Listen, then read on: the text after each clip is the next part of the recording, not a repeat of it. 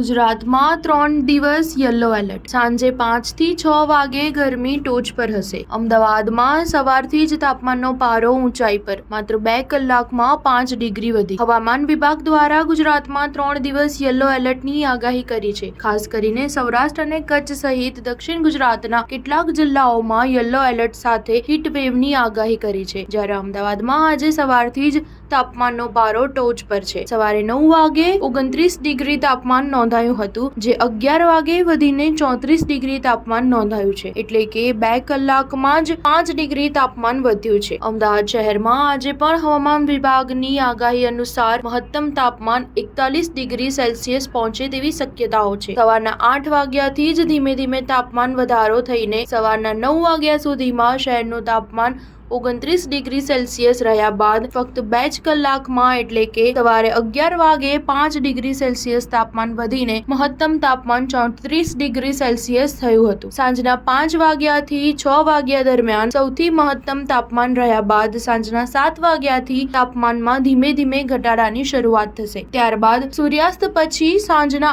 8 વાગે શહેરનું મહત્તમ તાપમાન 37 ડિગ્રી સેલ્સિયસ રહી શકે છે, જેમાં ઘટાડો થઈને રાત્રિના 11 વાગ્યા સુધીમાં શહેરનું મહત્તમ તાપમાન 33 ડિગ્રી સેલ્સિયસ થતા રાત્રિ દરમિયાન ઠંડકનો અનુભવ થવાની શક્યતા છે. સ્ટાર ન્યૂઝ 7 હંમેશા સચ્ચાઈની સાથે.